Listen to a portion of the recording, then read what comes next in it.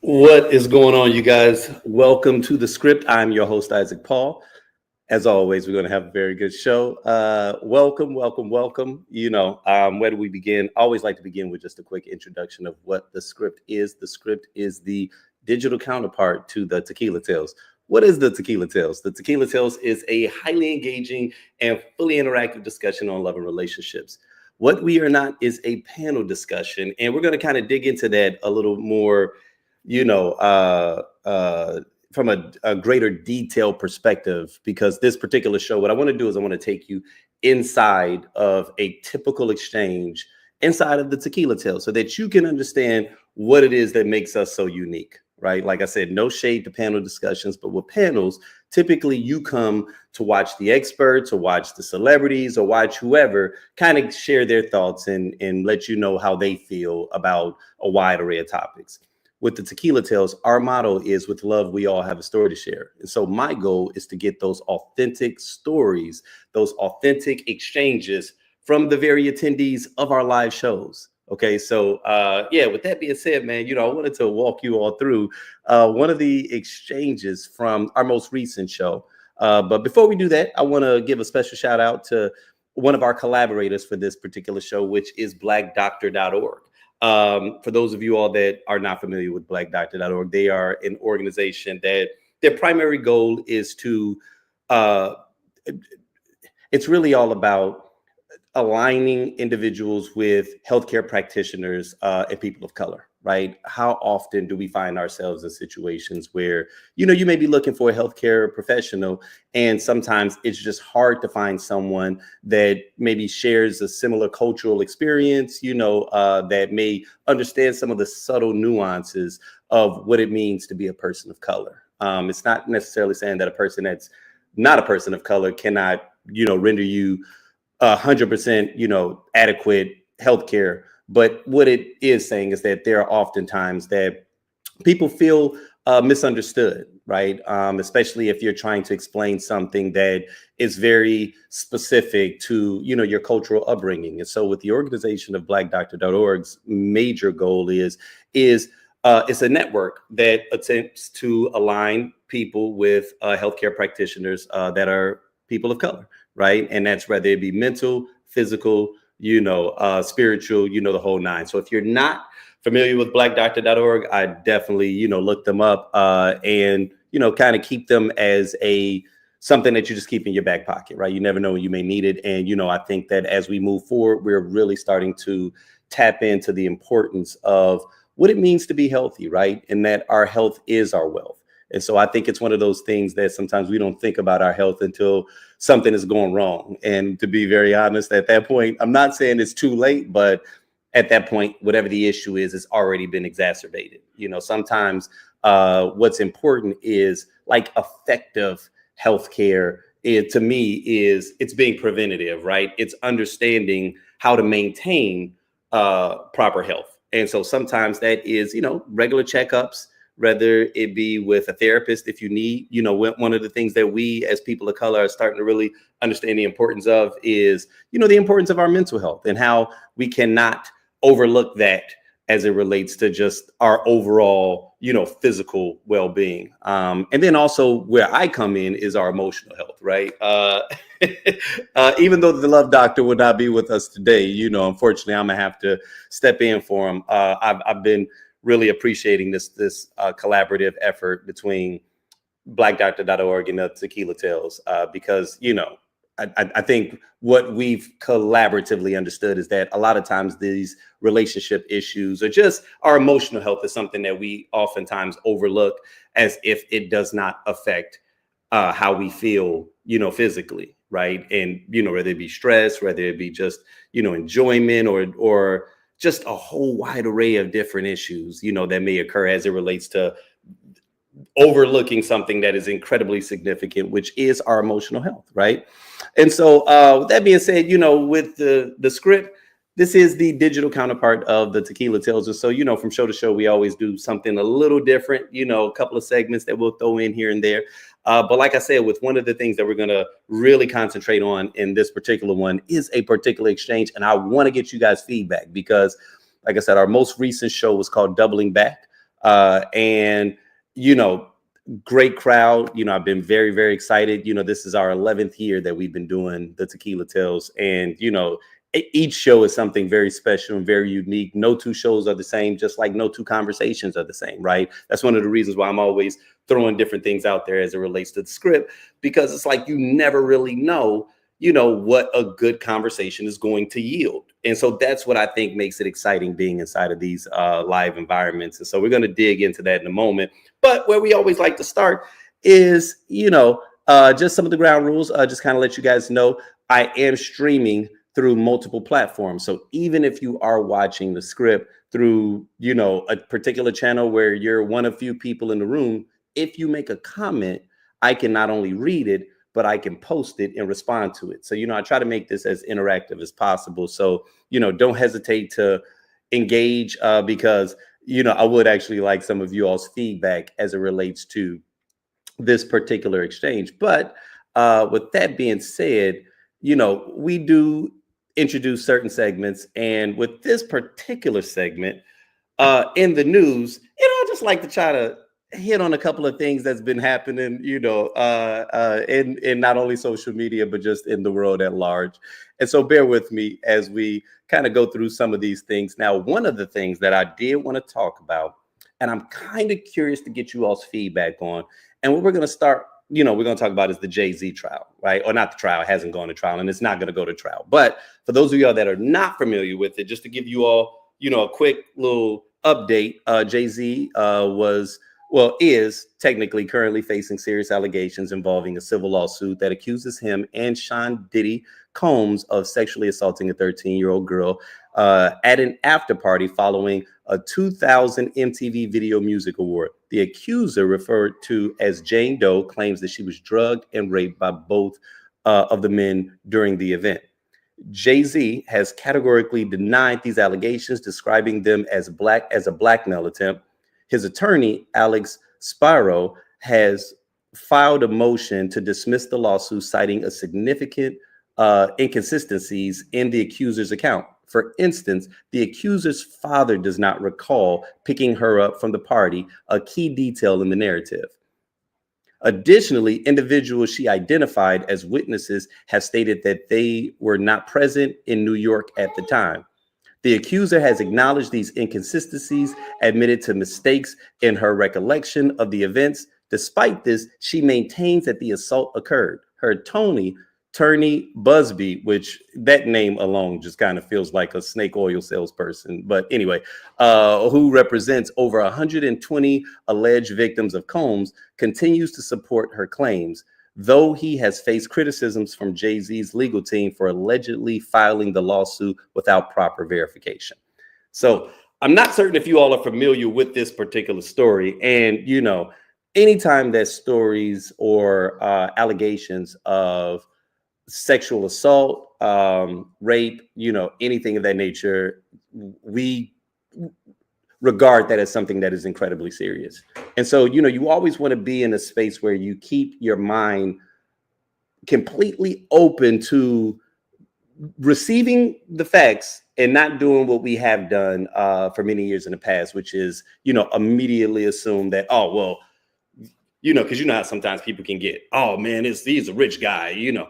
Why would he do that? He's got all the money in the world. Women are throwing it at him, you know. And what we've learned is that rape is often, is seldom about whether or not a person has options, and it's more about power, right? It's more about control, and it's more about power, and in some cases, deviancy. You know, some people are just exhibit a lot of deviant behavior, and it doesn't matter what they have access to.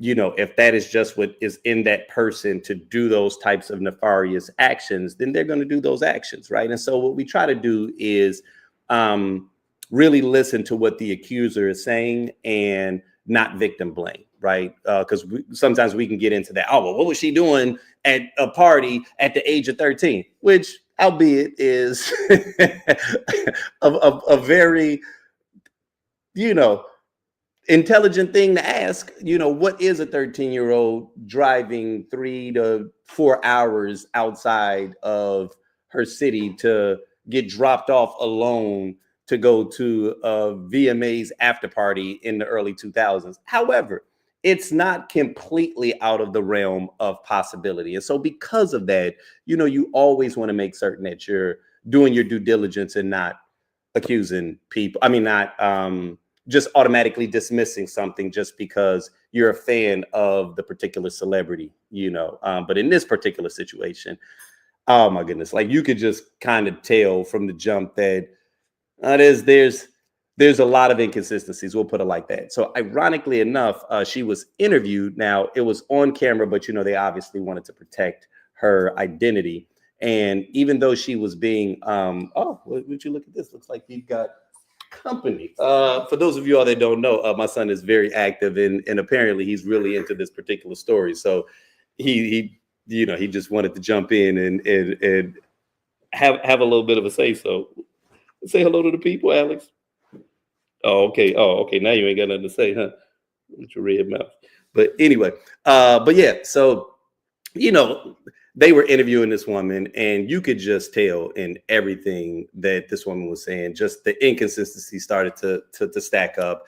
And while the case has not been thrown out, it really feels like it's on its way to being so. And what I'm going to be curious to find is what type of repercussions Tony Busby may face as a result of it, because it really feels like this case is crumbling right before him. And, what's fascinating about it, and this was just one of the points that I was going to bring up, was when it first came out, I was a little disappointed in seeing how many people were quick to automatically accuse Jay-Z of ultimate wrongdoing. I don't know when Jay-Z turned into this nefarious character that everyone hates. Now, do I think that Jay-Z is a saint? By no means, right? Are there some questionable things that we can potentially point to in his past where you say to yourself, like, yeah, you did kind of have a slight, there was some sketchy moments in the past. Nothing that rises to the level of rape or, sexual assault or anything like that, but just a couple of things that we could say to ourselves that doesn't necessarily feel. Oh, were you ready to? Oh, okay, I'm sorry. Alex is leaving us. Say goodbye to Alex. I know. See, look at him. He doesn't like that. He was enjoying it. So yeah, I'm saying this to say that I don't believe that necessarily he's a saint, but at the same time, I was a little surprised that everybody in the comment section was so quick to just want to bury this guy, right? Like, I mean, like you just knew for a fact that he did it.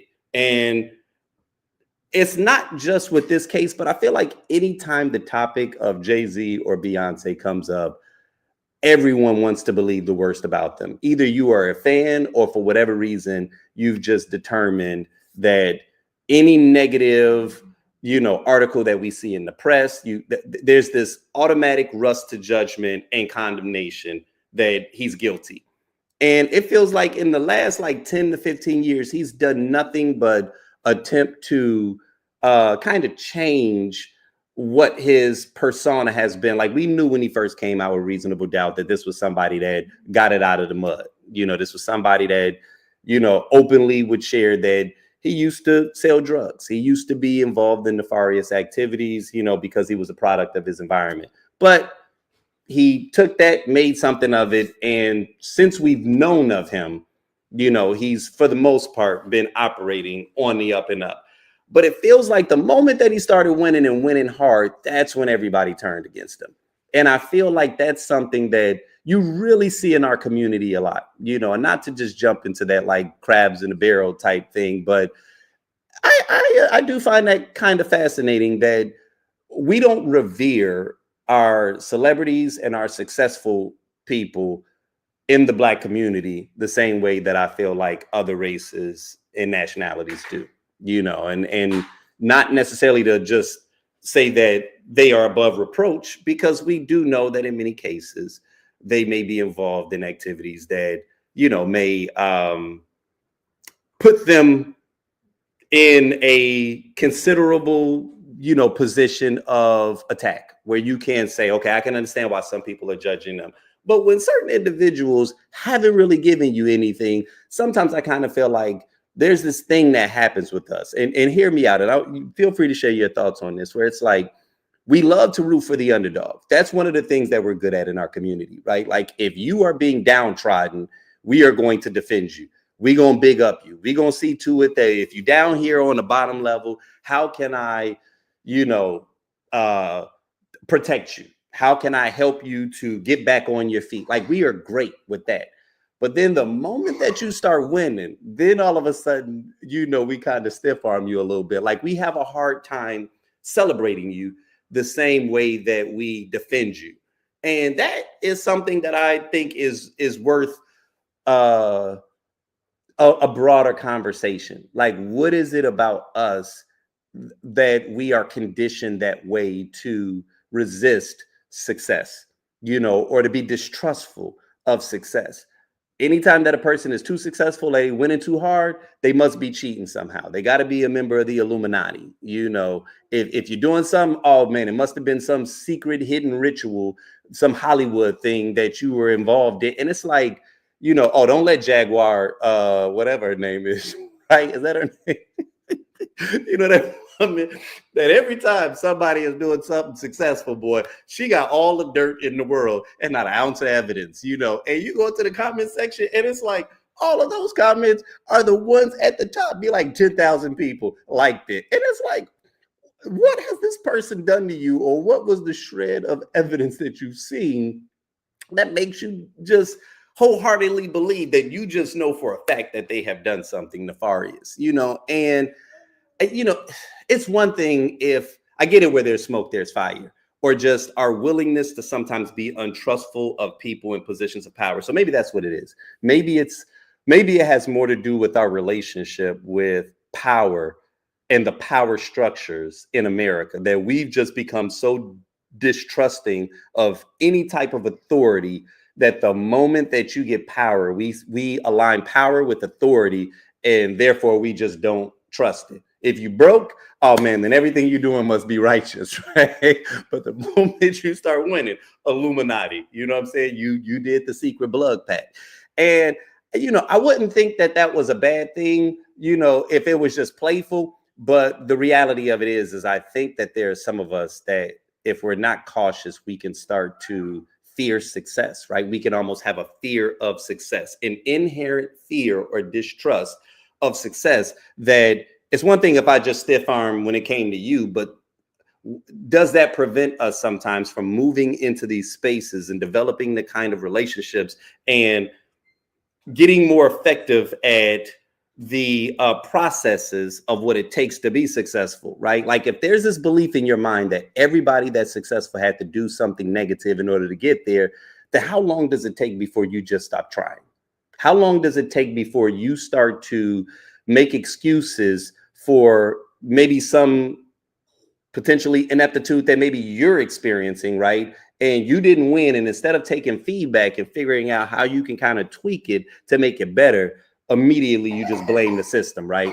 Oh, okay, it's the algorithm's fault. You know what I'm saying? Oh, I'm being shadow banned. And it's like, okay, you weren't being shadow banned when you was winning. When you went viral, everything was cool. But now that you're not going viral anymore, the system is stacked against you. You know what I'm saying? Like, that's loser talk to me, as opposed to, okay, how can I change, or can I get feedback from not only the people that are supporting me, but the people that aren't supporting me? Can I get suggestions so I can figure out how to correct my actions, right? Like it's a very dangerous state of mind, I feel, to involve yourself in when you're constantly making excuses against success, right? While secretly desiring it at the same time, you know? And so when it came to that case, man, it just, like I said, it you know, after she got interviewed by, I believe it was NBC, and they, you know, did the, did their due diligence. I think once people started to see it and started to hear it, now you kind of feel the sentiment shifting a little bit, which, you know, I was at least happy to see that. But, you know, I mean, I know that there's still damage done. You know, I don't know how many of you all saw the Jamie Foxx special. You know, he had a live comedy special on Netflix late last week. I thought it was pretty good. Share your feedback on that. A big healthy portion of it, you know, he was walking through some of the health issues that he had encountered. And, you know, one of the things that he playfully kept poking fun at was the fact that everybody just knew that, one, Did he had something to do with it? And two, that he was a clone, and that was funny. And again, this is funny stuff, but in the day and in this age of the internet that we're in right now, it's like we used to be able to dismiss this stuff as like crazy talk, right? Conspiracy theorists used to actually be it used to be cool to be a conspiracy theorist because you actually had to do research. You actually had to go out of your way to get some information. What do I mean by this? Certain people feel like they're conspiracy theorists, but really you're just caught in a wormhole of the internet. That's all that is, right? Like the algorithm saw that you like this kind of content and they kept feeding you that same kind of content. A lot of people think that they're doing research, and in reality, you're just caught inside of an echo chamber. You know what I mean? Back in the day, in order to be a conspiracy theorist, you had to actually read books. You had to actually go out and be in search of content and kind of formulate your own decision. You couldn't just watch, Tucker Carlson and whatever it was that he said, or go on Twitter and, when they realize that you like the same BS that Elon Musk is spitting out, they're like, oh, okay, we're just going to serve you more of it up. Like, nah, you're not really a conspiracy theorist. You're more of a sheep. For the same people that's calling everybody else a sheep, it's like you're calling me a sheep, but yet all the information that you get is from your limited perspective of the corner of the internet that you're, receiving your information from, right? And so it's like that to me is where it's like, yeah, nowadays, what we have is a lot of people that are, it's not just lazy, but it's almost like, I feel like there's an attack on intelligence and an attack on facts. It's easier for me to blame the bad guy than for me to actually go and do some heavy lifting and sharpen my tools and forge better relationships. You know what I'm saying? Like and that's what I mean by when I say it's lazy. You know what I mean? But again, that's just my opinion. What we got here says, well, sounds to me your mind is made up. Open mind. Right. I mean, listen, I'm not. Oh, really, son? Okay. It's like people like to see a major downfall of anyone, really, especially if they are high up in their careers. It's more salacious. We love a comeback story. I think it's part human nature, part us. Yeah, and I agree with that also. I guess, and again, not necessarily saying that this is exclusive to being Black, but because I follow a lot of different pages and I go into the comment section, I don't see this universal rush to judgment the way I do when it comes to our stars, and I don't know if it's just, it might not even be just the Black aspect. It could be hip hop. It could be that is a part of hip hop culture. Hip hop culture by nature is competitive and is combative. And so because so much of Black culture now is kind of run by hip hop, we inherently have kind of tapped into that same vein where, it's like, yeah, on one level, it's hilarious. On one level, yeah, we love going into the shade room and looking at the comment section because somebody's going to say something hilarious. But on the flip side, it's like we've also, as a society, gotten into a very mean-spirited place where instead of just kind of like consuming information, we're quick to want to condemn. We're quick to want to judge. We're quick to want to tear down. But, again, got another story that's somewhat, not necessarily in similar vein, but would be interested in getting you all's feedback on this. So Travis Hunter, the versatile cornerback and wide receiver of the University of Colorado, was awarded the 2024 Heisman Trophy on December 14, 2024.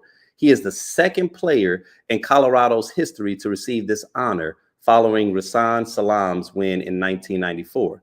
Hunter's exceptional performance this season was pivotal in Colorado achieving a 9-3 record and securing a spot in the Alamo Bowl.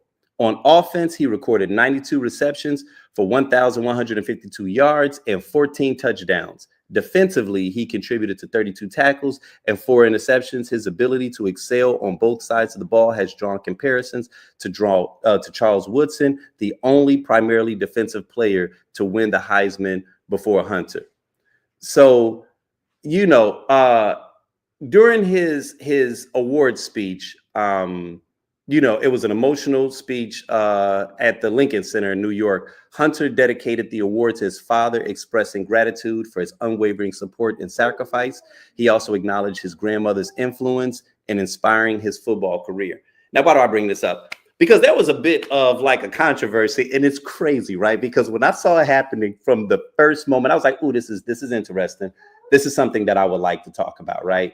And over the past like 3 days, I've even watched it balloon. So just to bring you all inside and let you all see the tea. So he's in the middle of like his acceptance speech, and there's a point where he's about to step off stage and go over and give his mother a hug, his fiance a hug, and Coach Prime. So all I saw from the early stage was just him giving them a hug, but somebody else caught like a wide angle of it. And Coach Prime is standing up, and the mother then stands up, and the girlfriend is still sitting down. And so Coach Prime just kind of taps her to just let her know, like, oh, okay, it's okay to stand up, And so she stands up, she gives him a hug, he gives her a hug. And then, he goes to his mother, and then he has a very warm embrace with Coach Prime. Only thing you're hearing about on social media is people feeling like his fiance is for the streets, right? I don't know where they are getting this from. You know what I mean?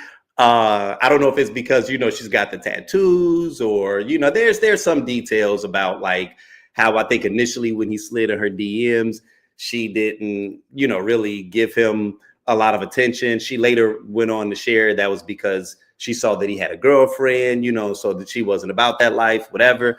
But I'm saying overwhelmingly in the comment section, people are feeling like this woman is for the streets, right? And so they're at a point where no matter what this woman does, right, it's almost like, no, she is for the streets. And the fact that I guess from the second his foot stepped off of that stage, that she didn't jump up and start clapping real loud, or I don't know what they would have needed to see to feel like this relationship is legitimate. Scratch the fact that they've been together for like 5 years, right? But they just feel like she's along for the ride. Now, okay, I get it. He's an athlete. It would be easy to say that if she just jumped on 5 months ago. But to be with this dude 5 years ago, there was no indication that he was going to be what he is right now. Like, yeah, he might have been showing a lot of promise, but all kinds of stuff can happen between there and this space that he's at right now, which is on top of the world, And, again, this goes back into what it was that I was just talking about a moment ago, like our desire constantly to tear our people down. It really does become exhausting, and what has been unfortunate is I just saw earlier today that she hopped on social media and went through this like lengthy, explanation of all the events that happened as to why she was seated until Coach Prime told her to stand up. And I'm just thinking in the back of my mind, like, first off, I hope that after she does this, she's gotten it out of her system, because if she does not, it is going to be a very dark and dreary existence for the next several years, right? Because if you feel like you have to explain yourself to the trolls on the internet every time they decide to pick you apart, it's going to be never ending. Because and I feel like once people see that they can get a rise out of you, they're going to continue to do it, right? So hopefully she can get strength in that regard, right? But my heart did kind of go out to her, just in the sense of, what is she? What, like 19 or something? 20, 21 at the most? I don't know what age she is, but it's one thing if you're like a social media influencer, or if like you're like a celebrity and you've been in the limelight for a decade and some change. But when you're new to all of this, and all you know is I love this dude and I've been with him for 5 years, to watch the internet ruthlessly tear you down, I'm like, man, like I was like, my heart goes out to her, because now you got Travis Hunter getting on his social media channels, like having to defend her, right? And visibly upset, because it's like, yo, this is my future wife, and I gotta watch y'all tear her down. And I think sometimes people feel like, oh, well, that's just the internet, and they're very nonchalant about it. And it's like, people say that until you turn that spotlight on them and start tearing them a new asshole. right? Until you go to their social media page and start talking about how funny they look, right? And how funny looking their kids or their mama is. Like, then all of a sudden they want to pull up. Then all of a sudden words matter. Words don't matter when they're trolling you behind the confidence of, their social media account. But then when you turn that on them and you start lighting their asses up, now all of a sudden, you know what I mean? Like, you got a problem, right? So, again, heart goes out to them, man. I hope that they are able to navigate their way through this. Because it would be very unfortunate if this causes her mental health issues, and as a result, it affects their relationship. Like, I mean, literally, I kid you not. Look, go to any post, and like dudes are typing whole ass paragraphs, like warning this brother. I want to warn the young brother. Warn him for what? Bro, worry about your non-existent relationship. You know what I'm saying? Like, why are you worried about who he's sleeping with, who he loves? You know what I'm saying? But see, I also know what it is also, though, right? And it's this convenient space that we've gotten into, man, where we like to tear women down, and specifically Black women. You know what I mean? Like, would they have felt this way if she was like a Kardashian type? You know what I'm saying? Like, it's just we're in this space now. There are some times where we know these women are hunting after these particular players, and I'm pretty certain the fact that he was, a 6-foot+ athlete, wasn't exactly non-attractive to her, right? But to feel like she's faking it for 5 years with this dude just because, I don't know, man. It just that feels awfully convenient. It's easy to put everybody in our little simple boxes and believe that they all fit this narrative, and so, like I said, man, it's unfortunate, but again, that's just one of those things that I just see in us that we have a tendency to do, that I'm like, man, this should be having us in a chokehold. But that being said, now I want to go inside the event, because I've got a couple of clips, right? So there's this, and what we're gonna do with this is, because some of these clips, like, you're going to actually see the exchange. So there's going to be a couple of comments that you'll see inside of these clips. And, as you're watching it, be sure to share your feedback, right? If you agree with something that someone says, go ahead and type it in. I'll go ahead and I'll post it. And like I said, we'll take little breaks in between, because I am curious to get you all's feedback, because this was the final question that I asked at our most recent Tequila Tales. Okay. So we'll just go ahead and start with this. I'd like to know, what is the most ridiculous, over-the-top romantic gesture you've ever made or received, right? What is the most ridiculous, over-the-top romantic gesture that you've either made or received? I had one. I was younger, and the guy was older. Let's say he was about 15 years older than me, and we were out at like a medium dinner. Like, it wasn't fancy. It was like a medium dinner, right? And not quite Applebee's, elevated from Applebee's.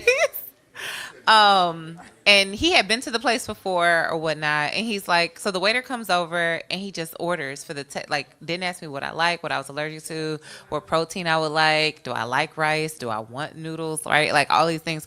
And he just ordered for the table. I'm talking about appetizer,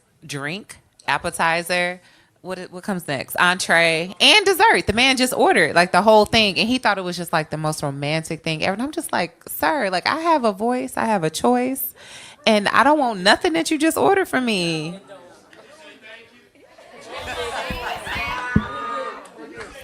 Can the gentlemen in the room raise their hands for the when they've ordered for ladies? Ordered food. That's a good one. High. That's a good one. High. Raise them high so we can count them. Right. That's actually kind of interesting. The gentlemen in the room that have ordered for ladies before, show a hand. Without asking. Without asking what they like? Knowing. Okay, all right. Asking and knowing. And was it an aphrodisiac or not? Because it depends on which way you ordered. Here we go. It may have been a blocker. So we got a brother right here. Okay, so I'm just curious, right?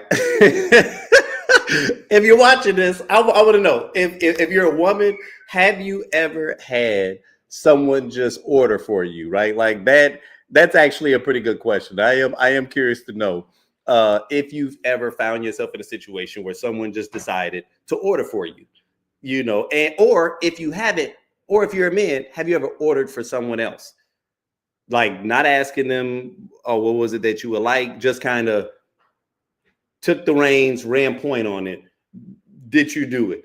If it's never happened to you, then the question I would like to know is, how would you feel about that? How would you feel if someone just ordered for you at a restaurant? Like, would you consider that to be like over the top? Or would you consider that to be like, okay, all right, I see how you move. And I appreciate the fact that were kind of a take charge type of individual. So I'm curious to get that. Go ahead and share your thoughts inside the comment section.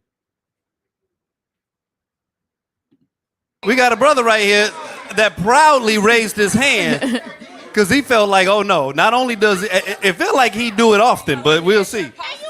And I don't drink apple tea. I wouldn't say that I do it often, but at the end of the day, I am a conscious eater, so I don't eat meat or seafood or anything with a mother. So at the end of the day, if I'm ordering for a woman, that means I want to enjoy you. Women got to understand what you eat. That dictates how a man going to enjoy you. You want to really keep it P. Let's go deep. Y'all really want to get deep with this thing? Because we can. We do. If you eating seafood, you eating all this, all that, baby girl, I can't really enjoy you the way that I need to enjoy you. Let's keep it P. Let's keep it real. So what you eat is how a man going to enjoy you. I'm just being honest with you. So when I order for a woman, I know I want her to eat fruits, vegetables. I want to eat, sea moss. I want her to really, come on now, because I really want to enjoy you, baby. I really want to enjoy you. Come on. Let's keep it real. But if you're at Lolo's, My man said nothing but pineapples. I hope you like pineapples because that's all you getting tonight. God damn it. Hey, I appreciate that. Shit, that was all right. Hey, damn, that was. Hey, you know what? I wasn't ready.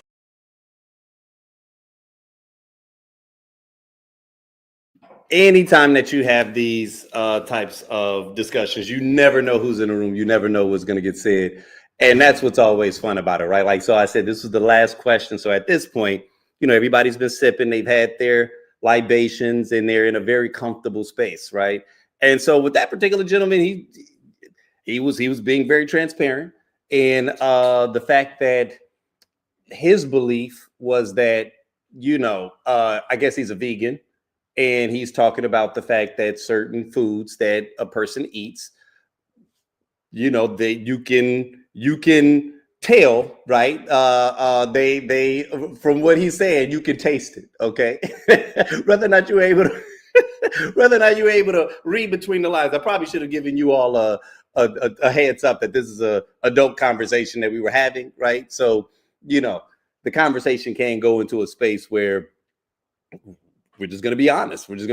And so while that was not the response that I was anticipating, he put something interesting on the table. But from that point forward, it did broaden the conversation, because we were talking about kind of like ridiculous, over the top gestures that sometimes people can make. And it was just one of those playful questions that we end on. So, I was inviting everybody to look back into their past and to think about old relationships and just some of our experiences, because we've all done that in times past. Like, I don't know as we mature if we're still quite as bold as we once were, but I think that definitely when we were younger. Actually, to be honest with you, people may still be just as bold, because I think with the advent of social media, we are in a very performative state. And so people do like to perform a lot of times nowadays, right? Like where they are doing things because they're more thinking about how it's going to play out online. So I do know that there is a segment of society that's like really into that, right? That's like really into how assertive can I be? And how grandiose can this gesture be? But it's really more about how this is going to track online, more so than a desire to elicit a response from the intended target. See, back in my day, I would do bold moves, but the bold move was more about my desire to make an impression, right? Like if I knew, okay, maybe we've been getting to know one another and everything, and I'm kind of somewhat in this friend zone, not necessarily in a bad way, but just I haven't flipped the switch yet. And so in order to flip the switch, because we've talked about this in times past. I talked about it last week, okay, when I was talking about the friend zone and how the friend zone isn't necessarily a bad thing. A lot of times people think that the friend zone is a bad thing because they feel like you go into the friend zone, you get banished into the friend zone so that you, because there was nothing else, because they just weren't interested in you. And so that was kind of like the domain that you get banished into, where you ultimately end up having to pay for dinners, and just buying drinks relentlessly. And there's never an opportunity that you all may actually move forward, right? I think that's one way. Then there's the friend zone where it's like you're actually getting to know one another, right? And if you're getting to know one another, then sometimes it's like, okay, if you decided that, okay, now we're going to navigate our way outside of the friend zone. To me, the dramatic overture was one way that if you wanted to just kind of like disrupt the energy, that was the way that you would disrupt the energy, right? So my bold move was really about more like, okay, I want you to see me in a different light than the space that we had been, occupying before. But the flip side of that, is like I said, like the social media thing, and then just some people are just bold, period, right? Like Sagittarians, they always doing something bold. Every time I know a Sagittarian, man, they are always doing something hella bold, kind of like to shock you. Geminis too, from my experience. Both of those signs like to do things that just make you go like, okay, where the hell did that come from, right? And so I always find that to be a little bit comical, but that was where the conversation began, right? So then, now, again, you all, heads up, you just give you all a little warning, language, you're gonna hear some explicit language because this is an adult conversation. So, I understand it if you need to tap out. I agree with my dude. Here's the thing. When you pay attention to your woman, you listen to all the things she likes, all the things she wants. So if you go to a restaurant and order what she wants, it's because you paying attention. Oh, this is a first date shit? Oh, well, nigga, I'm done. I ain't got shit to say. Fuck all that. I thought it was like a relationship type thing. First date? First date? The very first time? What nigga knows you at the very first fucking time? I'm done. Now, wait, hold on. To be clear though, and we gonna keep it P, and tell the truth, if he nailed it, that shit would have been sexy, wouldn't it? Okay. Right? Okay. Like so to it's the a letter. risk. It's to a the risk. letter. And that is what every bold move is because see, I think also what women gotta understand is that from a man's perspective, we're so accustomed to having to run point, and even knowing that sometimes like women get tired of making all the decisions. I remember even Casey was talking about, like, especially if you're like a high earner or the A type, you're so busy making decisions throughout the day that sometimes I don't want to have to make decisions. I want to be able to be with the man that allows me to be able to just be in my soft place. Ain't that what women say? I want to be in my soft place. So let me go ahead and order for you. Soft girl era. So I'm gonna go ahead and order for you. And if you nail it, you are that much closer to the coochie. That's all I'm gonna say. If he nails it, that's gonna do something. So Points were made. You're right. We do like when you make decisions, like what restaurant you are going to take us to, not what we're actually going to eat or drink when we get to the. So the decision making is, hey, I think tonight we should go to Papados. I know that's one of your favorite places. And once she's there, then she now gets to decide what is going to be best for her to put in her mouth, but not you deciding what she eats and drinks. So choose the restaurant, not what the lady decides to consume for the evening. Now, I'll just say on top of that, what if it were a restaurant that she's never experienced before, and so she doesn't know anything about the menu, right? So then in that case, maybe you should, like, all right, do you trust me to order? So you say no, you don't trust me to order? She don't trust you at any restaurant. I don't trust you to order because I don't like sauce on my food. I like my stuff real dry, prepared a certain way. So no. But it's a matter of you. If you ask and say, hey, do you trust me to order? I know I kind of have a good idea of what it is that you like and don't like. You are now asking for consent to do that. But just to decide that when the waiter comes for the table, I'm going to decide what you eat and drink tonight because I can make a decision for you that's better than the decision you can make for what you put in your own body. That is what that communicates to a woman. So just giving her the ability to choose for herself will get you further than doing that. Yeah. I have a comment up on the stage, but so I love the idea, I think, of you kind of, ordering and you have it's a really nice gesture, I think. But as somebody who is allergic to bubbles, like champagne sounds classy and like, oh, she's going to love this if I order a bottle of champagne, but it instantly gives me a headache. So it sucks that I can't participate in anything bubble related, but unfortunately that's the reality.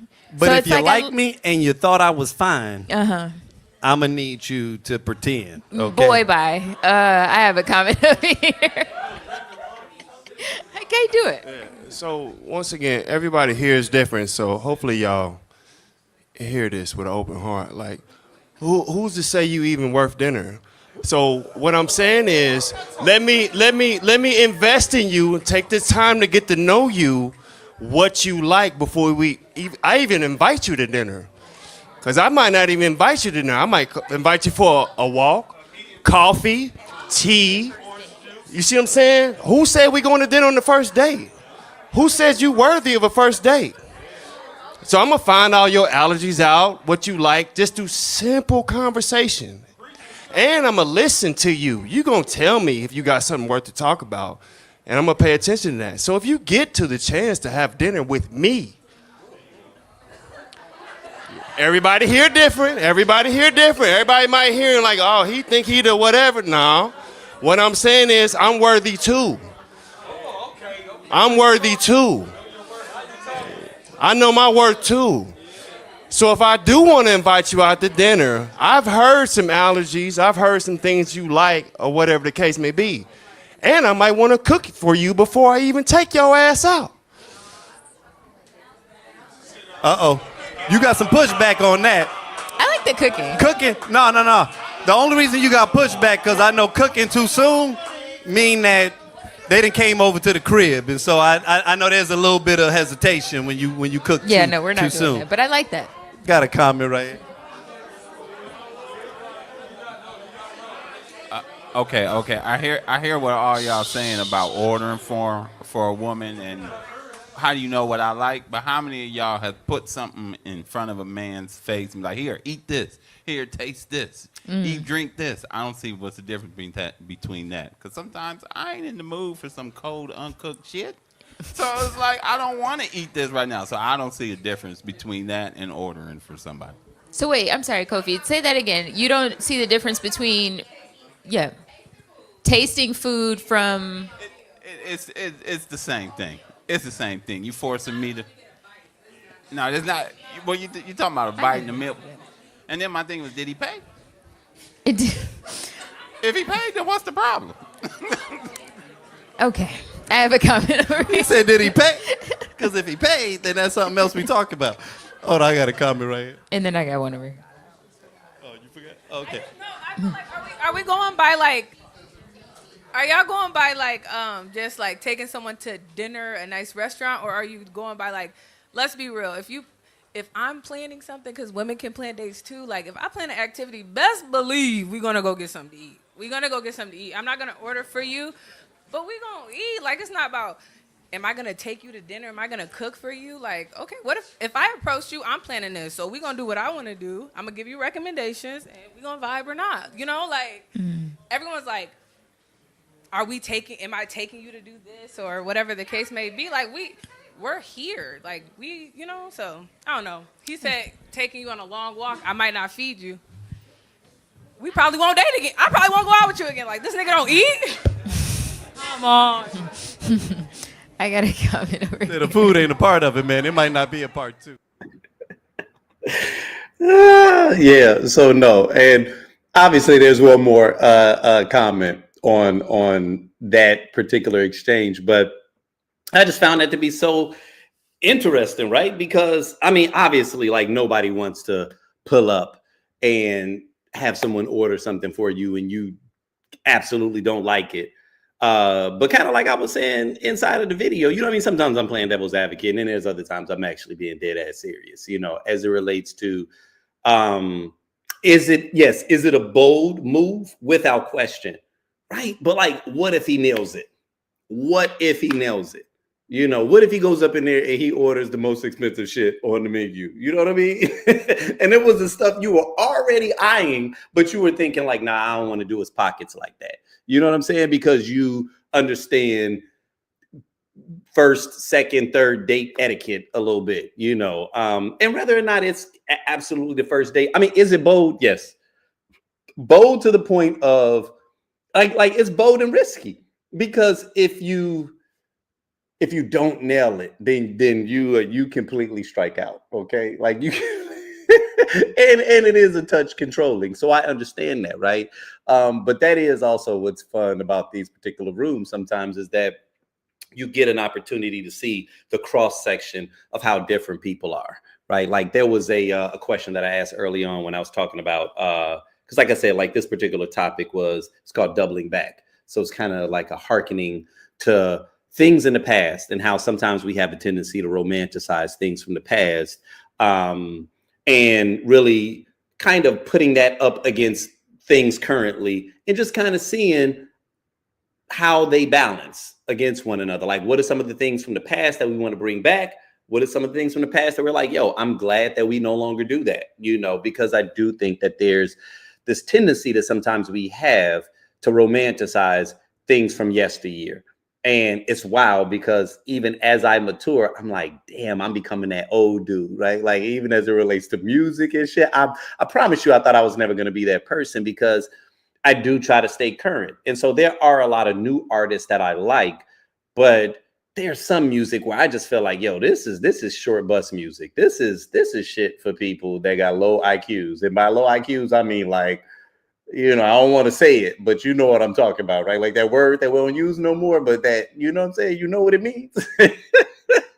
Like, yo, that's how I see things a lot of times now. I'm like, yo, and so, you know, you hate to be that dude, but I'm like, I have literally turned into my parents where I'm talking about, you know, man, music today ain't how it used to be and you know. But there are areas where I do recognize the value, where I do recognize how we have enhanced, you know what I'm saying? We have improved upon certain things. And so when we get into this space of just like our emotional world, you know, one of the things that guys say, because I asked about, well, what's one of the things that's better today than in the past? And a gentleman grabbed the microphone and he surprised me. What he said was the fact that men are more vocal and they are more open with expressing their emotions. And so I was surprised to hear that from him. You know what I'm saying? And not just him specifically, but that it was a guy that shared that and that felt confident in saying that in a very balanced room. You know what I'm saying? And I was like, yo, I appreciate that. And then there was another gentleman, you know, an older brother that was talking about, you know, how we're in a space now where men are starting to feel more comfortable expressing their emotions and expressing how they feel inside of this space, you know, and that he does think that overall that is a good thing. And he was like, you know, it can be a little jarring for women, you know, and so it's going to take some time to kind of adjust and to balance it out. But he was just saying like, man, overall, he thinks that it's a good thing. And I told him, listen, I concur, you know, but that is something that we've spoken about several times in past events, is that I can recall back in like the 90s, 2000s, you know what I'm saying, like early 2000s, where this was during that period where it kind of felt like all of the women's magazines were really heavily, you know, big on like telling women how men think, right? Like all of these indications of, you know, what our actions meant. And so it was basically women telling women about the thoughts of men, And so back then it always felt like that was a desire, that women wanted to get inside the mind of men. They felt like there was so much that they just didn't know, so much that we were holding back, so much that was beneath the surface. Then with the advent of social media, we were a little hesitant. But boy, somewhere shortly around either right before COVID or right when COVID hit is when you started really seeing, this aggressive push of these male voices. And now what people are saying is take their microphones away. Every dude got a podcast. And what we need is to start making this podcasting equipment more expensive, And so I get it that it's people joking and the whole nine, but I always do find that interesting because it's like, okay, is this something that you really want? Or was it just that what you desired was to hear what you wanted to hear, right? Like that's really what you wanted. You wanted to hear what you wanted to hear. You didn't want to hear how men thought. What you wanted was for them to say what it was that you was already thinking, right? And that's something different, But now, these microphones, man, they hot. The mic is hot, and these dudes are talking, okay? And so now we're in this new space where it's like, we're just trying to kind of navigate our way through this. I do think that ultimately it is good that men are being more open and that they are being more transparent, I think that the pendulum always swings, and that's actually how balance is created. We think balance operates like a scale, and I think it's more like a pendulum where it will swing far to one side and the counterbalance itself swings far to the other side, right? And so you'll get these periods in society where you'll just notice a very dramatic pushback. That's kind of like what the Trump situation is. He is he is the embodiment and a direct repudiation of the Obama years, right? And people want to blame Obama like Obama was just out here on some nefarious shit. And no, it was just a Black, highly intelligent, successful, capable, competent man. And that enraged a certain sector of society where they was just like, oh no, I need to see the opposite of that in order to feel comfortable, right? And so then that's why immediately after that, you got something that was completely the opposite. And we're still reeling from that. We're still reeling from the effects of not necessarily what Obama did. It wasn't his policies. It was purely his presence. Seeing him as your commander in chief and knowing that he was the HNIC did not sit well with a lot of people, right? And so now the universe, or you want to call it that, to counterbalance, we had to swing far to the other side. And so that's why sometimes it feels like, you take a couple of steps forward and you take a few steps back. You know what I'm saying? You take a couple of steps forward and you take a few steps back. But in reality, I think what that is that's just like the pendulum. It's swinging back and forth. It's attempting to balance by, oh, okay, men ain't talking at all. Let's do the counterbalance. Now, maybe they talking a little too much. You know what I'm saying? And so what you'll start to see is it'll slowly start to come back into this space again. And, like I said, hopefully we can get to a space where men and women can be friends again. But this was the final comment of the evening that I thought was fun, but she said something that I thought was also rather intriguing. Moment when you said that we ask you to eat, at that point, we've already done the dating and all of that. We're not asking you to eat at the first date. That conversation was regarding the first date. And also, if I'm on a date with you, as a woman, I'm also assessing whether you're worth getting inside me, because that's what you want to do, right? You're trying to see if you can get inside me, so are you worth getting inside me? You see what I'm saying? And it could be disappointing, right? It could be disappointing. It could be, I don't know, y'all have STDs and stuff. I know we carry that too, but I'm just saying it's 50-50 is all I'm saying.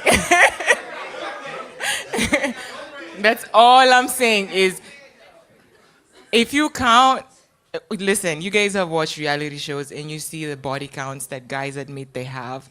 I've seen hundreds of women. I've seen 50 women. You're shoving your dicks in women left and right. I would like to know if you are worth getting inside me if we're on a date. So that's what you see what I'm saying? And also,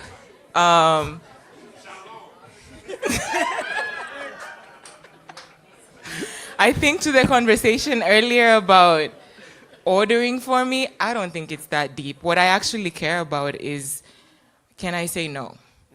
You know, that's what I care about. You can order for me if you want, but if I don't feel like eating seafood right now, or if I don't feel like eating vegetables, can I say no? And if I say no, how will you react? That's really what I care about.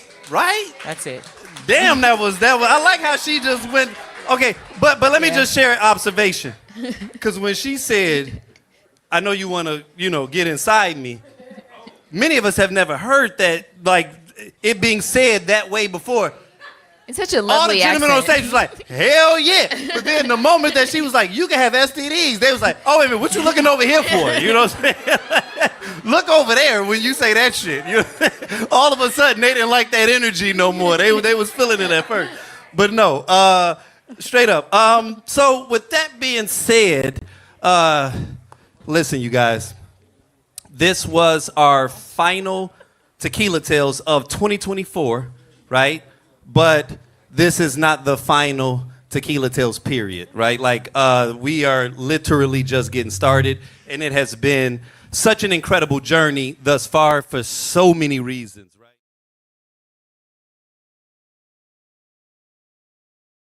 I really appreciated what it was that she was saying in that period, as it relates to, like, what if I say no?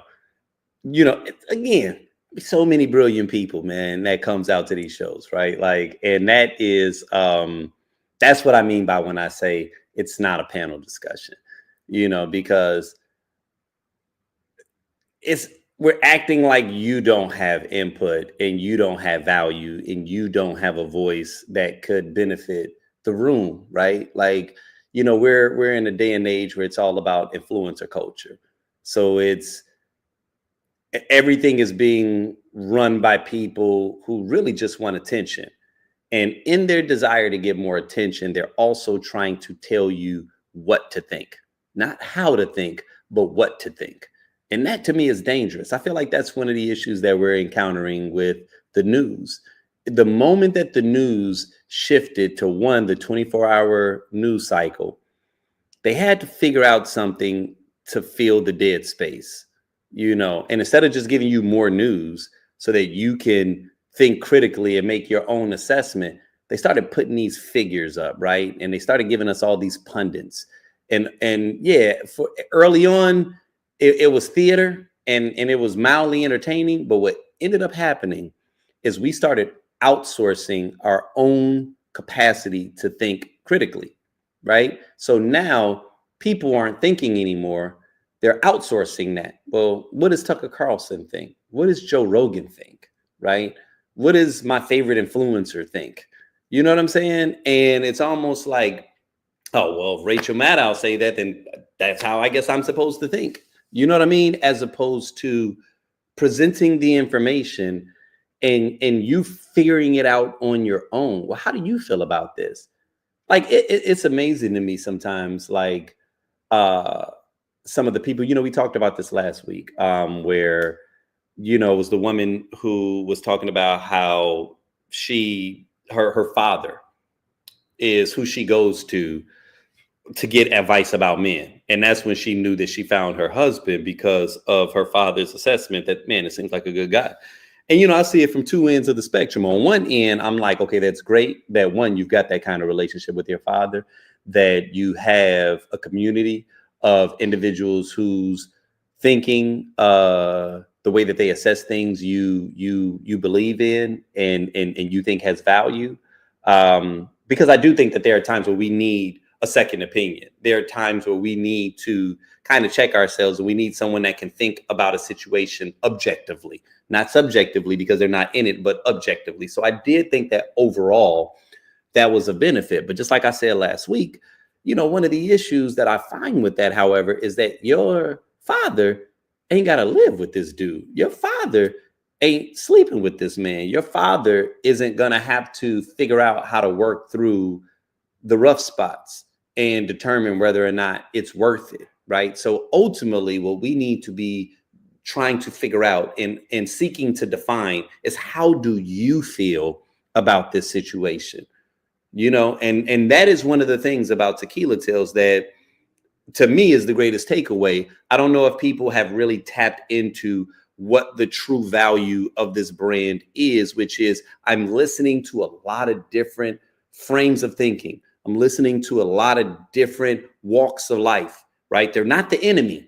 They say it in this room, it's real. This ain't some social media. I'm just typing it to rage bait you, or because I'm getting, Facebook is paying me for traction and I'm saying anything so that you all can engage. No, that's not what happens in this room, because you can say some funny shit and I might post it on social media and it might go viral. And now you got 18-year-olds on TikTok talking shit about you. I warn people about that, right? Like, this ain't the room that you want to do that in. Like, everybody want to go viral until them 18-year-olds are being relentless. You know what I'm saying? So say it with your chest, but mean it, because the room is going to hold you honest about whatever it is that you say, right? And the justice is swift inside the room. This ain't even about just what social media is going to say. You got to get up out of here. You know what I mean? So if you talking stuff about certain people, they can respond right there. And so that's what I love about the platform, is we get an opportunity to get people's truth, to get their authentic, honest to God reactions, not something that's scripted. You're not sitting there reading a teleprompter. This isn't like when I see the person taking a selfie and they done took 12 of them, and then I see them looking through all of them and then they delete them all and they take 12 more, right? It's like, no, this is, you get one time on this microphone. You say some shit that you didn't mean, you might have some consequences, because this room is going to hold you honest, right? And we need to get back to that. We need to find our authentic, genuine selves, because y'all, we are living in a world of virtual reality and artificial intelligence, and it is growing at an alarming rate, right? Like, to the point where we are having to question if the video that we saw is actually real or if it's a fake, because they've got the AI that maybe sometimes we have access to, and then they got that other stuff where it is really fucking sophisticated. You know what I mean? And they can put something in front of you. They can clone a voice. They can do whatever. So like, reality becomes much more difficult to get a hold on as we move forward, right? And so it's like, being in this room, to me, it's the equivalent of you touching grass. It's the equivalent of you knowing honestly, okay, this is how some people honestly feel. They're not just saying this for this room. It'd be funny, because the social media types that always like to get attention and stuff, they never grab that microphone in that room. It's the people that came in the room and that said, I'm just going to come and I'm going to listen. I ain't even going to say nothing. And what you end up realizing is that, the conversation is actually very good. And I got some thoughts on this, and so I love it when someone can share something that forces my mind to stretch, that forces me to see something differently than how I may have viewed it initially, and that's why I love the way that I think that she kind of closed it out when she was just like, it's not a question of whether or not you ordered. It's a question of, can I say no? I was like, that's a mic drop right there. I could have kept going for another 15, 20 minutes, but I was like, nah, I kind of like that. I kind of like the way that she ended it, right? Like, one, she had that sexy ass African accent. There's a couple of accents that is just dope. To me, I like British accents and African accents. I got to figure out which region of Africa. I don't want to just say Africa, because I know some of them might be like, no, I don't like that shit. No, let me stop. I'm being playful. But no, I did like her accent. I thought it was very eloquent. Very elegant. And when she said, how was it that she said that, whether or not, are you worth being inside me? I was like, ooh, you know what I mean? And you saw all the dudes on the stage. They was like, and somebody was like, challenge, so I thought it was kind of, funny off the top. But, what she did say in the follow-up was real. Like, I don't mind you doing something, taking a shot from the half court, but can I say no? Right? And how do you react from that? If you were to call out something, and like Casey said, you ordered some expensive bottle of champagne, can't you say nah? Because, champagne gives me a headache and I ain't gonna be no good. Like, how do you then respond to, pushback? And everybody's not good with that, because maybe you had this perfect date planned And then the moment that, kind of like that movie Hitch, where when he was with Eva Mendes, he kept trying to do all of this fancy stuff. And it kind of felt like every time he was doing something fancy, it kept going haywire. Like, okay, how do you handle that? Like, is this a blow to your ego? What if I'm not impressed by the things that you're impressed with? Because see, that's also another thing, right? Like, I go, look, buy up the whole left side of the menu. You know what I'm saying? And then let me stop. I don't know if you remember that. Oh, what comedian was that? Was that Robin Williams, when he was like, man, you do know that that's the fucking side of the menu or something like that. I can't remember, but it was just hilarious. But nonetheless, like, do whatever it is that you think is going to impress me. Can you accept that the same things that impress you don't necessarily impress me, right? Like how flexible, how fluid are you? And so I do think that that's something that becomes important, because there are times where people, they do a thing that they think has value because that's a part of their love language. And when other people don't respond to it, you can almost notice that visceral response, that visceral pushback that sometimes that they'll give. And it's really just because they were never really doing it for you, right? Like the goal was never to really make you feel good. It was more about their own internal ego gratification, right? Like, so I did this thing because I wanted to feel like the big guy and I wanted to be that dude, and not really because I cared about how you felt about it, and so in those moments, you do have to use those situations and those circumstances as like little clues, to be able to help you determine whether or not this is a person that, you can go the distance with, or is this a person that's worth you investing more time with, and I do hope that whether you're a woman or a man inside of this space, if you are out there and you're searching, that these are things that you're taking into consideration. I saw a post the other day where it was a woman who was talking about she was on a date with a high value man. And when the moment that it came out that she had a child, his entire energy just shifted, like he completely went to the left. And, actually started saying some really like off the wall type of stuff, where he more or less let her know, like, okay, well, I'm gonna keep you around, like on some, like, just in case. I can't remember exactly how I articulated it, but he pretty much made it known that, okay, you're not going to be the number one option. And she said, like, up until that point, everything was going great. Everything was going great until it came out that she had a child. And then all of a sudden, his entire energy shifted, and when I read that, I was like, damn, this is really, and now to be clear, I don't even know how legitimate it was, because I was curious, because it wasn't someone sharing someone's story. It was the person sharing it was their, like, it was actually them. I went back to their page and I saw a couple of other posts where even she admitted that, like, she kind of made certain things up. So I was like, okay, this might just be one of them deep fakes. Right. Like I was saying, like, again, one of the reasons why I love Tequila Tales, that people go out sometimes and they will share this rage bait on social media to get us all up in arms and think that, like, there's really a lot of dudes that's just walking around here on some, I'm a high value man, and, oh, I'm not going to do this now. Are they out here? Yeah, they are. Because I be hearing about these situations. And so I do know that, there are some shitty people that exist. But everything that we see on social media, we got to be cautious against not accepting it as truth and having a healthy level of skepticism, right? Just for our own mental and emotional well-being. It becomes important, especially if you're out in the field right now and you are searching for your person. I think that this becomes very, very important. And this is for men and women, man, because we will literally inform our decisions about how we move in this dating space based on what we're seeing on social media, which makes sense, right? Because you're much more prone to hear about literally 1,000% more stories via social media than you do from direct interaction. Now, me doing Tequila Tales, I get to hear a wide array of various stories over the past decade. You know what I'm saying? But if you're not either coming to these events every month or have a platform that's similar, you got to get it through social media.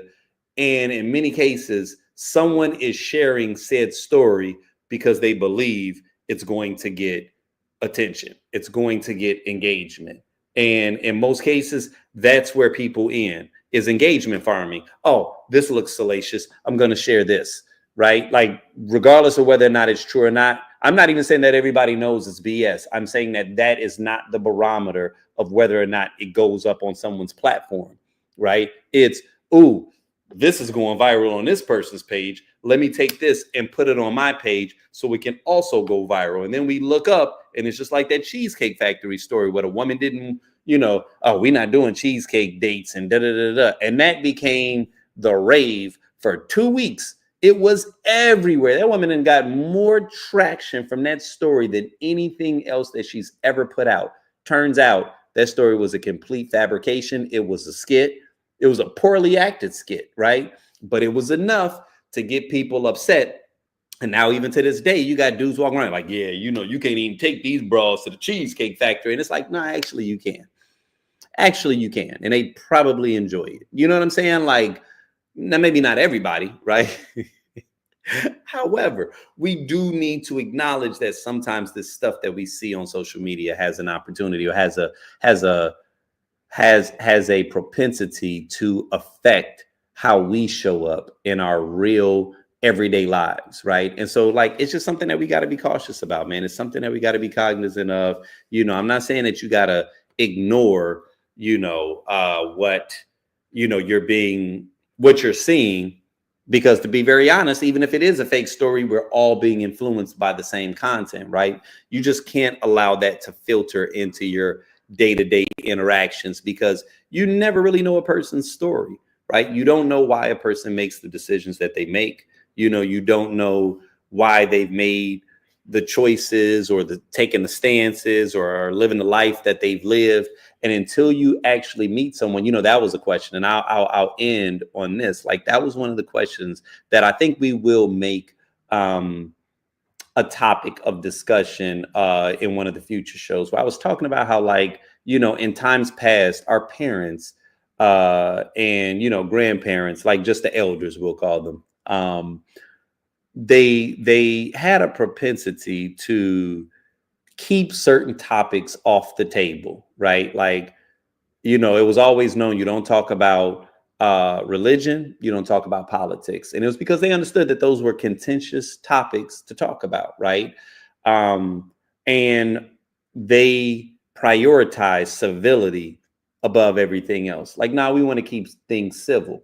And so I posed the question to the room: is this a practice that we need to bring back? Would you be in favor in bringing this back? Or do you feel like, no, I kind of want to know a person's, how they're voting and things of that nature? Do you think that defines them? Do you believe that just because a person voted for a particular candidate, that can tell you something that is very important or very profound about that individual? Is it possible that they were just, voting because of, I'm not going to say so, because I do think that your vote does carry consequences. And so I do believe that it is important, but I think it is also something that's rather personal. And so unless you choose to broadcast it, now, if you choose to broadcast it and you walk around, you got the red hat on, okay, that's something different, right? You're trying to make a statement, and that inside of that decision, you are being antagonistic, right? And for a reason, you want to get me roused up. And so when you get that reaction, then it's kind of like, all right, well, this is what you asked for. But there are other times where it's like people were feeling this person until they realized who they voted for. And then all of a sudden, everything dried up, the faucet went dry and they moved on, and I was reading about stories like this where, like, people was kind of like feeling someone, went on a couple of dates, things was hot and heavy. And then all of a sudden they realized that they voted for the candidate that they didn't like. And they was like, yeah, and they were very clear about it. And then you had people that was butthurt about that. And it's just like, that's interesting. And I can see it from both ways. Honest to God, can see it from both ways, right? But I posed that question to the room, like, how do you all feel about that? How do you feel about going back to that space where we don't just judge people off of, I don't want to say these small things because it can be very important, but do you really think that just knowing who a person voted for can tell you the totality of their character, right? Like, meaning if they did vote for the candidate that you like, right? Does that mean that they are not potentially a piece of shit, right? Like, because they very well may be. And so you got to be cautious against trying to make very big and broad decisions based off of the one data point, as if we are not a collection of multiple data points, you know what I'm saying? And it's like, what's more important, how a person thinks or how they act, right? Like, do you really care about how a person, like their ideas and how they think about certain ideas, or do you care about like their actions and their actual character?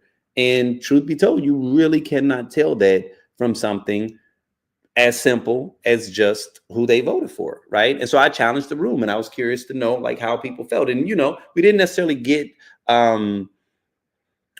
one solution answer, because truth be told, I think it's different for each person. But I do think that we are living in a world nowadays, man, where it's like, because we share so much via social media, one, you got to determine what's false and what's real. Like, because we talked about that, like how some people just be lame on social media. I don't know if you ever met that person. They like a fake wannabe troll. They actually cool as hell in real life, but you meet them on social media and you're just like, oh my God, I can't tolerate this person. You know what I mean? And it's like, if you were interested in them and you were considering dating them and you saw certain posts, that would turn you off and you wouldn't even consider them. But it was like, before social media, you didn't have to know about every random thought that coursed through a person's mind. If you met them and you all developed a relationship, you may be more willing to forgive like some random moments where, a person says or does something, you're like, oh, yeah, that's just that little cognitive blind spot where I just, whatever. Girl, that's just George. He liked to, you know what I'm saying? Like, you might be more willing to accept that if you met them another way. But when our primary way of meeting one another typically now is through virtual means, then it's almost like I have to agree with or be attracted to the virtual manifestation of your actual character. And some people are just shitty at marketing themselves, right? Like they just are, right? So like, that's just something that as we move forward, man, we're going to have to figure out how we balance that.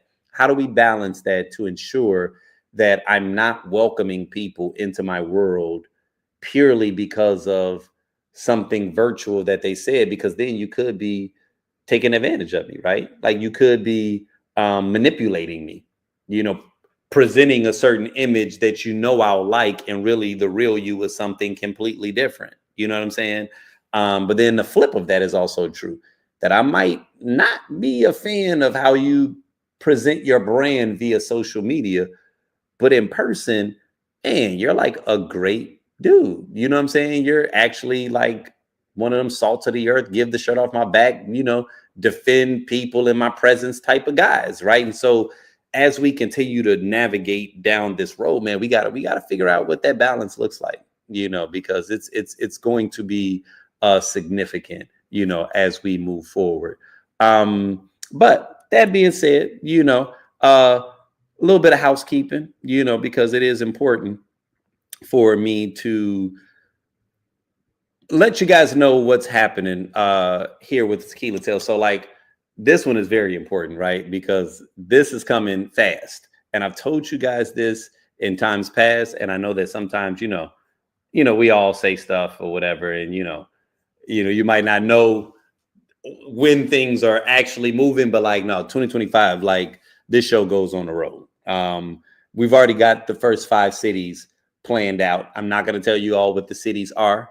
But what I will say is that if you are interested in us either coming to your city, if it's not already on the list, or being the first to know when we arrive at your city, you want to join the Inner Circle, right? So right now in the link, I just put in a link for the Inner Circle. It's very easy. It's an SMS marketing list. You know what I'm saying? You do not have to worry about me blowing up your your inbox. You're only getting messages that pertain to you, right? And so when you join the list, you actually have to stipulate what state you're in. And there's a reason for that. That's one, so I can know we get enough members in that list of that particular city or that particular state. I don't care if it wasn't on the radar, we pulling up, right? So that's A. But then also B, I want to be certain that if I'm in DC, you're not getting random messages because you're in Charlotte. I'm still getting text messages weekly from ATL clubs, right?